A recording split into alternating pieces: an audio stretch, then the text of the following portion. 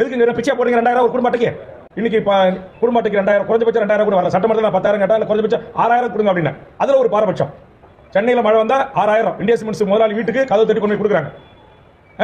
MRF முதலாளி வீட்டுக்கு கதவு தட்டி கொண்டு போய் கொடுக்குறாங்க. தமிழ்நாட்டுடைய IAS IPS வீட்டு கூட பாரபட்சம் இல்லாம குடும்பத்தை இருந்தா கொண்டு போய் கதவு தட்டி கொடுக்குற அரசு. வடதமிழ்நாடு 5 மாவட்டங்கள் பாதிப்படைஞ்சிருக்கு. 3 மாவட்டங்கள் பெரும் பாதிப்பை சந்தித்திருக்கிறது. மக்கள் உயிரை கையில் பிடிச்சிட்டு மொட்டை மாடியில மரத்து மேலே ஏறி உயிரை காப்பாத்திட்டு இருக்காங்க. எல்லா நீரையும் உள்வாங்குற கடலூர் தான். கடலூர் முகத்த வரும். கடலூர் தான் கடல். கடலூர் மாவட்டத்தில் வாழ்கிற கடலூர் தொகுதியில் வாழ்கிற மக்கள் பல்லாயிரக்கணக்கான மக்கள் பாதிக்கப்பட்டிருக்காங்க. பல்லாயிரம் குடும்பங்கள் பாதிக்கப்பட்டிருக்கு. பல லட்சக்கணக்கான மக்கள் பாதிக்கப்பட்டிருக்காங்க. ஆக இதுக்கு என்ன நிவாரணம்? அப்புறம் முதலமைச்சருடைய நிவாரண நிதி ஒரு நாளைக்கு ஒரு அறிவிப்பு வருது. மழை வெள்ளத்தில் ஒரு நாளைக்கு செத்து விட்டா 2 லட்சம், ஒரு முறை செத்து விட்டா 3 லட்சம், ஒரு முறை செத்து விட்டா 5 லட்சம். உயிர் என்பது ஒரு உயிர் தான். இப்போ திருவண்ணாமலை மலைச்சேரியில் 7 பேர் செத்து விட்டாங்க. குடும்பத்துக்கு 5 லட்சம். என்ன கான்செப்ட்னே தெரியல. இந்த அதிகாரிகள் என்ன நினைச்சுக்கிட்டு நாட்டா வழி நடத்துறீங்க? முதலமைச்சர், அமைச்சரவையை உங்க இஷ்டத்துக்கு நினைச்சா 1 லட்சம் கொடுக்குறீங்க ஒரு உயிருக்கு. வெடி பட்டாசு தொழில்